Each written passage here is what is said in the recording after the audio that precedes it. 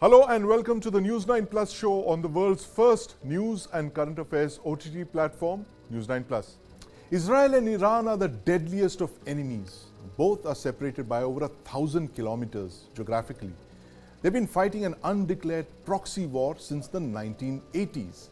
But on the 1st of April, a red line was crossed when Israel struck at an Iranian consulate in Damascus, killing 7 Iranian military personnel.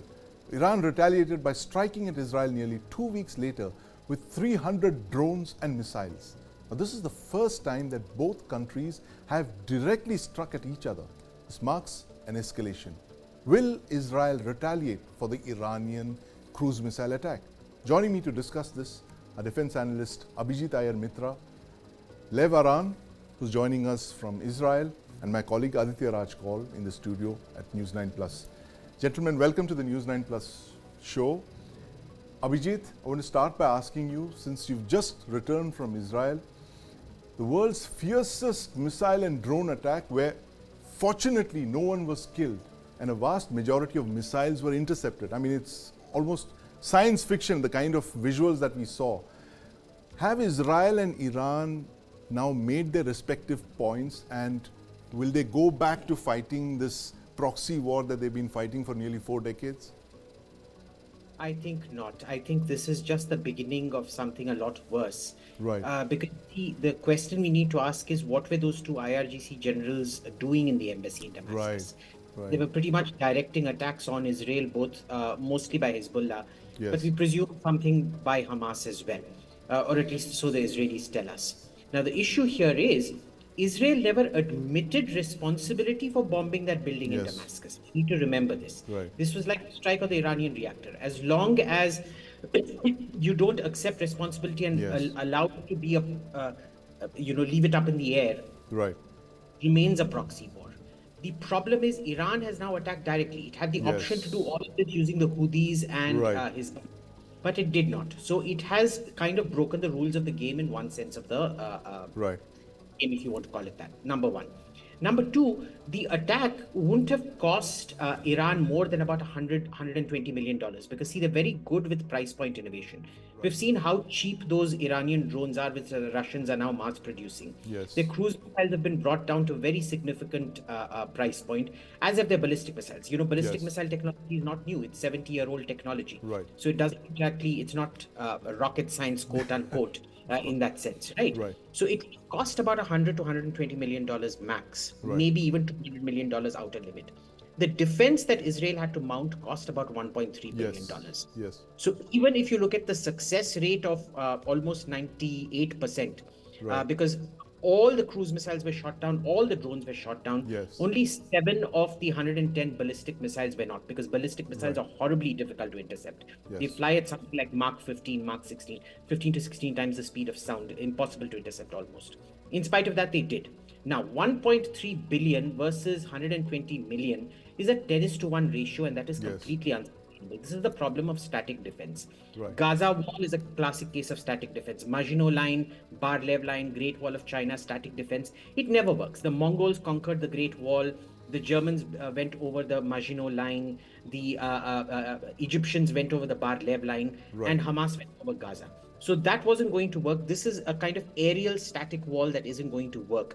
They need an active forward defense, which is to say going after targets in Iran to increase the cost for Iran. Right now, it's been a very low-cost venture for Iran, which, if it is allowed to persist, will, over the long run, it turns against Israel. Right, absolutely. Very important points there, Abhijit. The fact that the static defensive line doesn't work in the kind of asymmetries that you mentioned of the 100 million versus a billion to defend from. But Lev, you're right there in the line of fire in Israel, just a few kilometers away from the border with Hezbollah. It's amazing how you're able to keep that smile on. But having been to Israel so many times, I know Israelis have this unimaginable ability to live in the face of fire and, the kind of missile strikes that have been thrown your way for the last couple of decades. But, tell us whether a red line has now been crossed by Iran, as Abhijit mentioned, that for the first time, Iran has launched a direct attack and claimed responsibility for that. What is the onus of response going to be for Israel? I mean, does Israel have to strike back now because that red line has been crossed?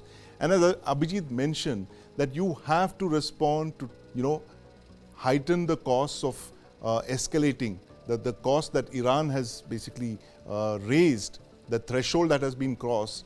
You have to make Iran aware of the consequences of that. Lev, just tell us what Israel is thinking right now. If there is now a Hezbollah missile directed at me, at least I will try to be honest in my last interview. I think that if we are frank, the benevolent paternalism of Americans paid the more than $1 billion of defense, not the Israeli budget. Right. And even if we look at the Israeli technology, mostly they are financed by the American taxpayer, not by the Israeli taxpayer. Right.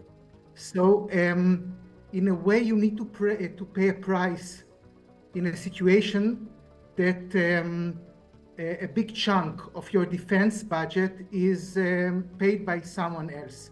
Right. So it means that even if we have the moral right to attack Iran back, I think our obligation to the big interests of the Americans in this West Asian jungle are now larger than ever. So it is not a moral question. It is also a question if Americans want right now a war between Iran and Israel. And I think that Iranians were banking on a situation that at least until November, Biden will not allow the oil prices go to like 130, 140, 150. And if their success will not be too much, like if we don't see like 10,000 dead Israelis, most probably Biden will not allow Israel to start an attack without his permission. Right. Very important point there, Aditya, the fact that the United States has said that they are not going to be backing an Israeli counterstrike on Iran. And there was a cabinet meeting just a few hours ago, and Benny Gantz apparently said that the event is not over. Can Israel attack Iran without the United States' support? As of now, it's clear that the war cabinet, led by the Prime Minister Netanyahu, has very much taken a U-turn. It seems because immediately after the attack, when it was seen that the 300 missiles have been thwarted, the Iranian missiles, the scale of the attack may be huge, but the damage is minimum. That clearly indicates that there is no need, perhaps, or a necessary step that an immediate escalation or a response is required. So what I really feel is that the war cabinet, as you mentioned, met.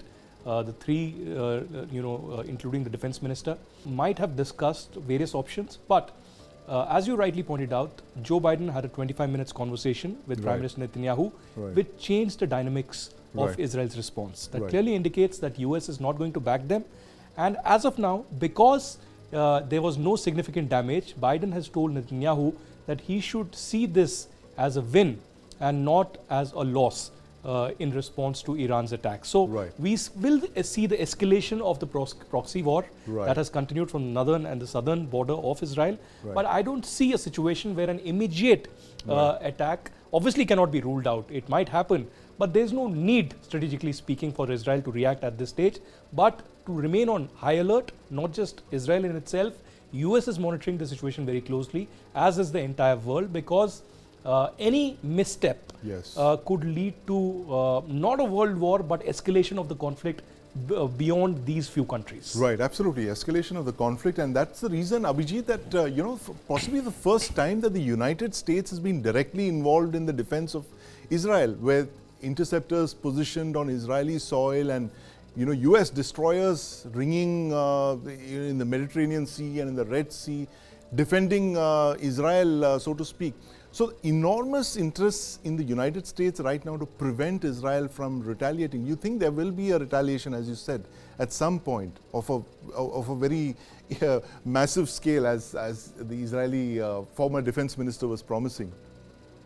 This isn't the first time, Sandeep. If you remember in 1991, or 1990, I think, Saddam Hussein fired lots of Scud missiles at Israel. And in those days, air-to-air interception of ballistic missiles wasn't available, but you did have ground-based Patriots that were shipped. and America was doing time-sensitive interception of any launchers, Scud launchers it saw in Iraq that were launching those things. So this would be the second time. But this is also, in many ways, not the first time a diplomatic compound has been attacked either. Remember the IRGC bombed the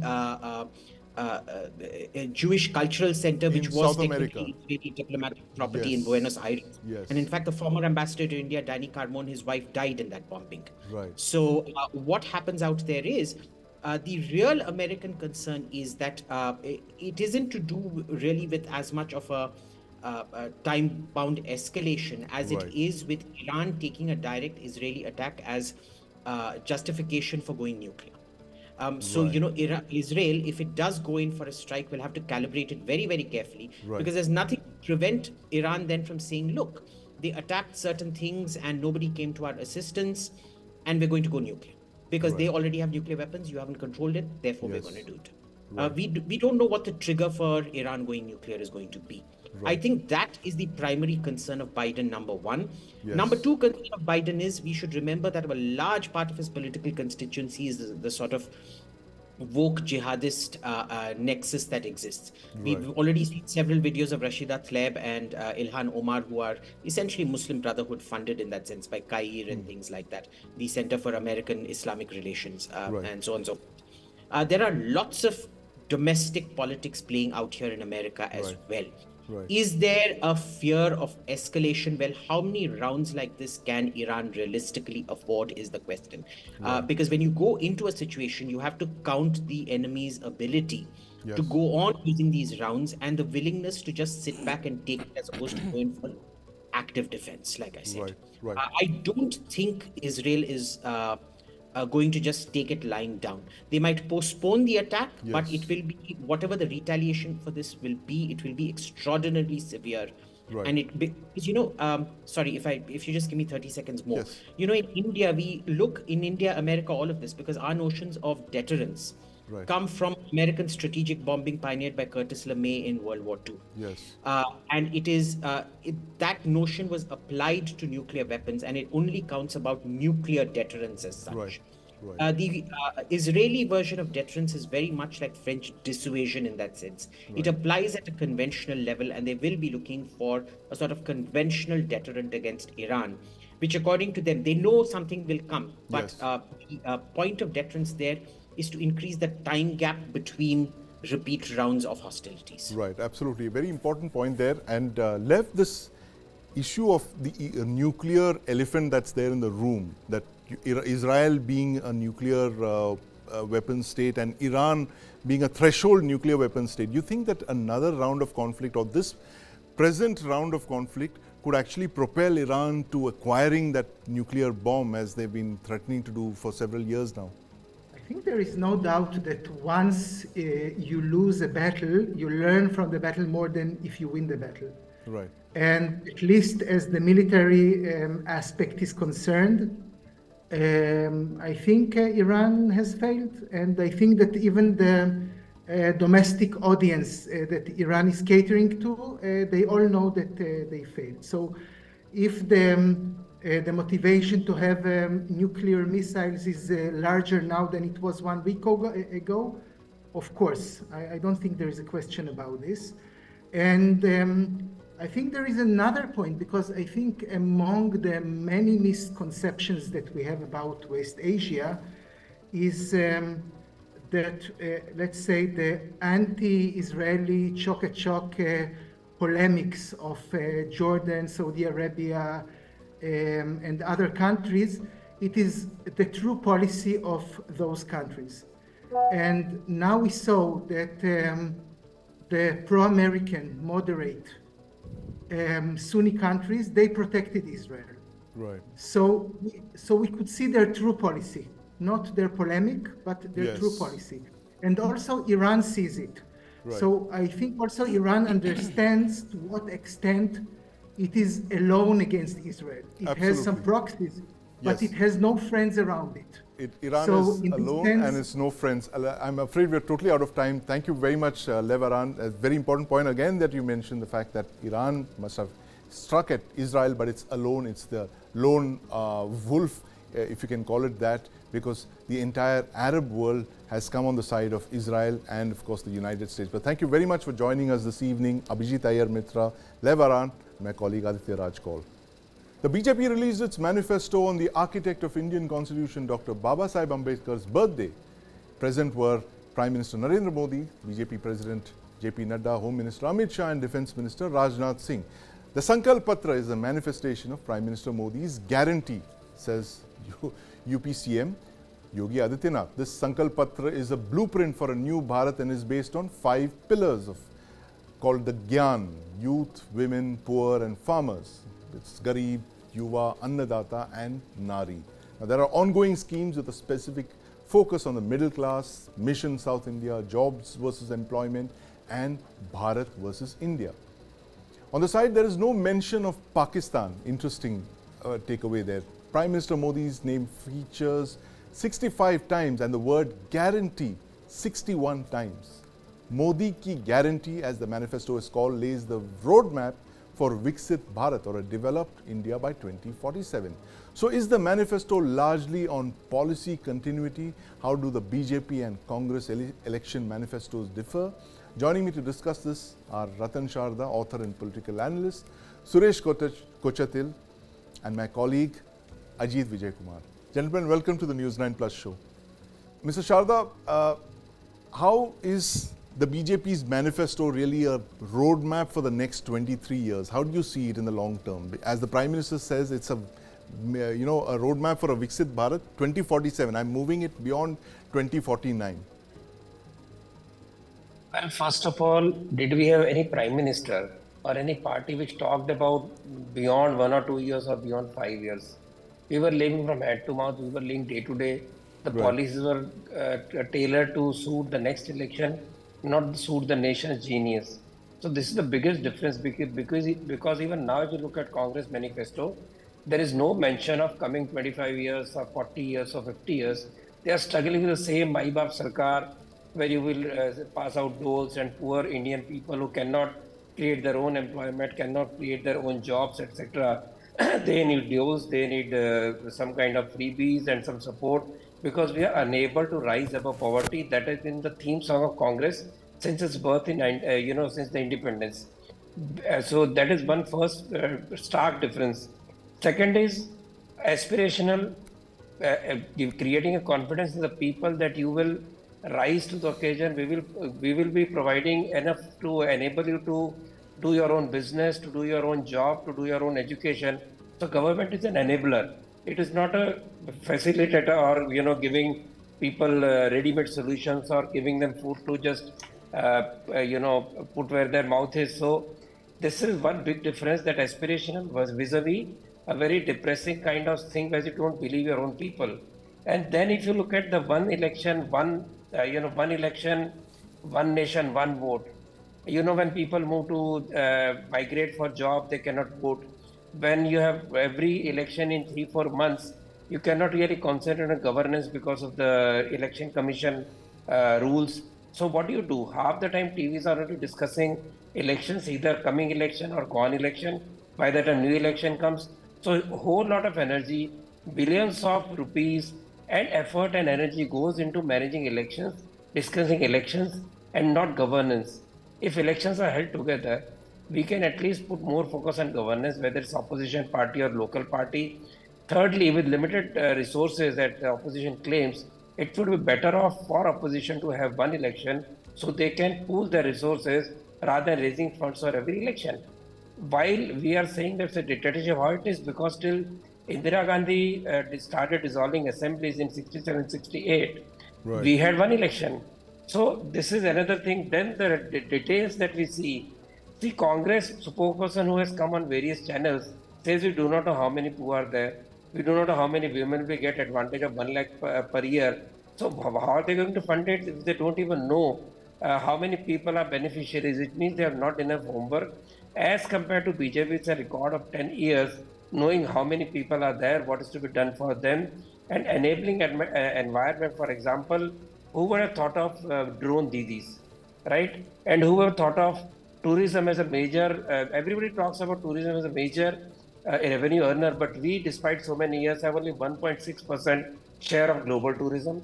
It is only 5.8% of our revenue share, and we know it is the biggest per capita or per lakh investment employer, which tourism should have been promoted, and I hope it will be done now. Again, role of women in that.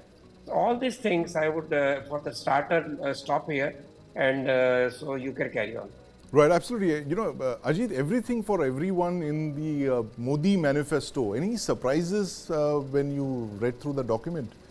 Not really, Sandeep, in the sense that the manifesto is clearly indicative of the fact that of everyone else, at least the BJP is quite sure that they're coming back. To power. Right. And that's why this is not a manifesto. Traditionally have been have a lot of goals and this and that, right. But then this is more of a continuity thing, yeah. Which is a striking difference. And if you were to also look at the 2019 manifesto, right, and then compare it with the 2024 one, yes, then you'll understand that a lot of big ticket ones that they had promised, like the Ram Mandir, yes, or 370, right, have all been done, right? Right, so I think Prime Minister himself, and you mentioned about Modi's name being there 61 times. yes, in the 2019 manifesto, it was mentioned only thrice.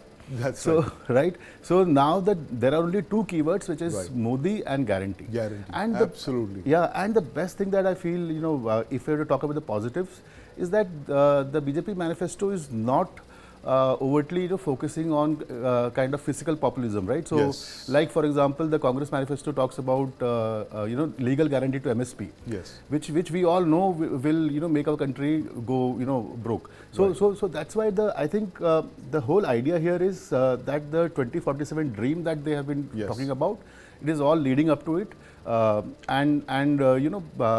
with Modi and the word guarantee being the keywords there. Right. Suresh, any surprises in the BJP manifesto there? As Ajit mentioned, that it's basically just two words. It's Modi and guarantee, and of course 2047.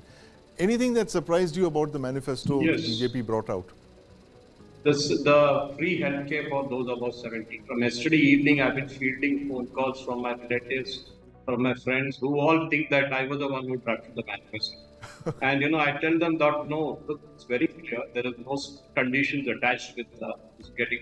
See, I'll tell you what. I'm 61 now, and I find it extremely difficult. I am paying right. 68,000 per year as a premium for healthcare for me and my wife. And the limit is say 5 lakhs, as was promised here. Now imagine those who are above 70. Most of them will have some pre-existing disease, and they are finding it extremely difficult to kind of get, no matter how rich you are, how well-to-do you are. Your children are paying most of the time for your insurance. And that is what is hurting the Indian population. I mean, I worked in the healthcare sector for 10 years, on the media side of it also. And I can tell you that most of Indian families go bankrupt if right. they have a healthcare emergency at home. And this is a great move. I'm telling you, I mean, the population above 70 years of age in India must be hardly about 2 to 3, I would think 9% now.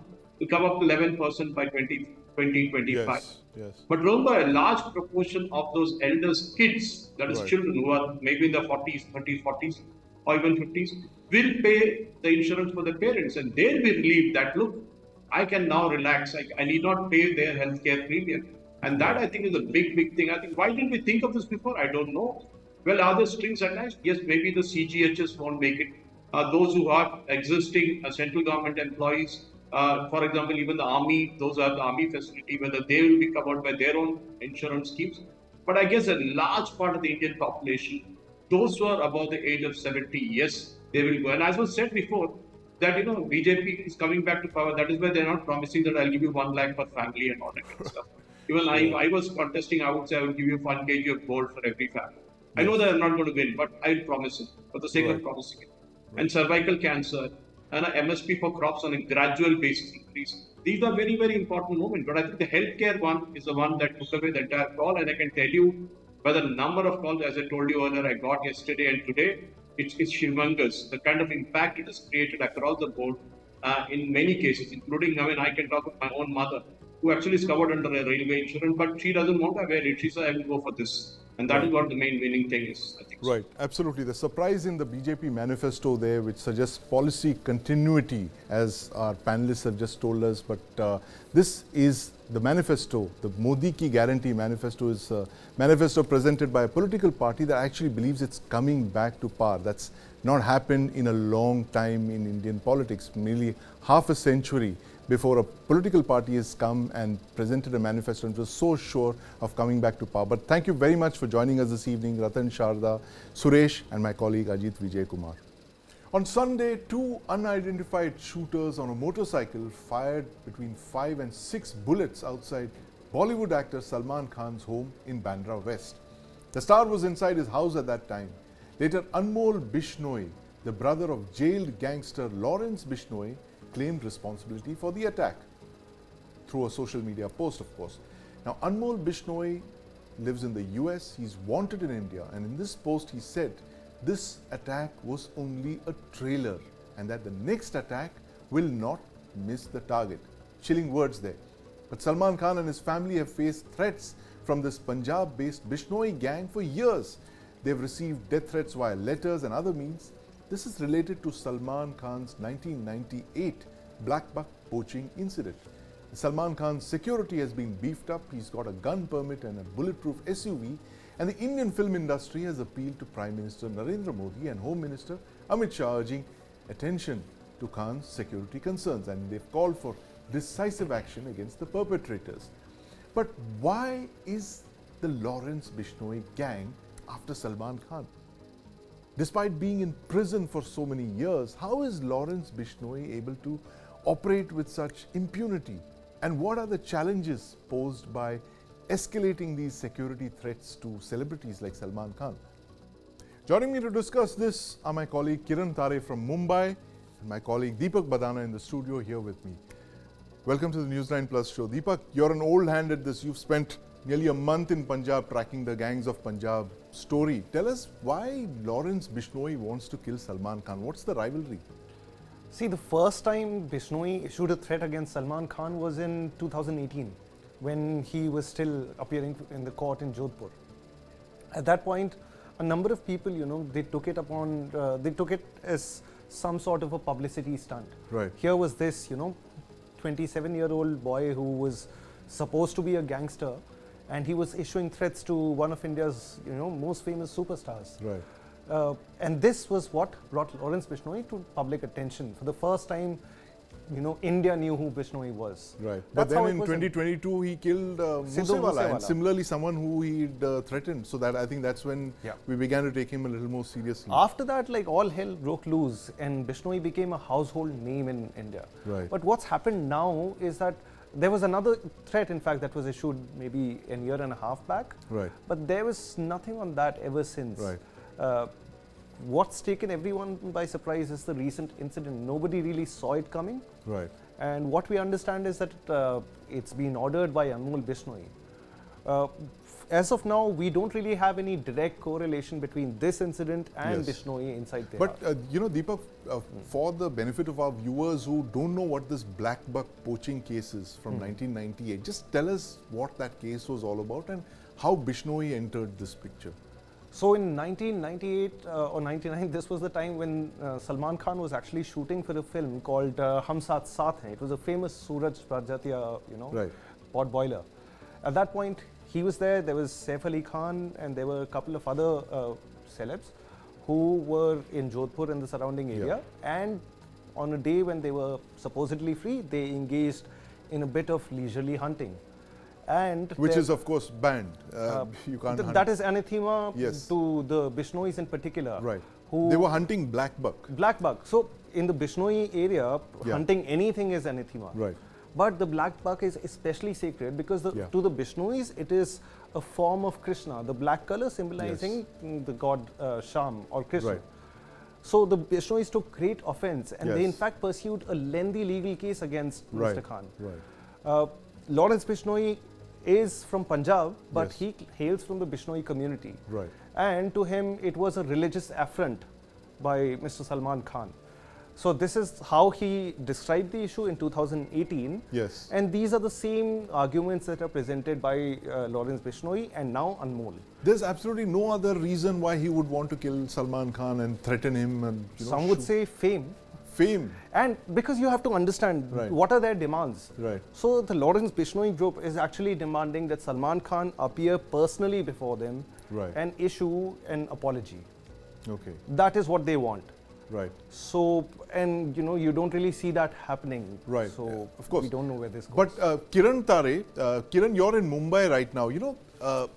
The underworld has routinely threatened Bollywood celebs for decades. We've heard of that. But for, more than a decade now, I think the film industry has been, relatively assured that the underworld has been taken care of. Is there a new wave of fear now, given the fact that, not just threats have been made, but shots have been fired as well? No, I think we should differentiate between this normal underworld threat and this particular case, because in this particular case, it is not about the ransom. It is about the religious beliefs and sentiments. Right. The Bishnoi gang, the Bishnoi community was deeply upset with Salman Khan for this killing. And the Bishnois, they always wanted Salman's blood for this thing. And why Lawrence Bishnoi? So Lawrence Bishnoi has become a face, has become a voice of the community who they suppose that he can give them a justice in a very old case. But since it is a religious belief, it carries a more weightage for them.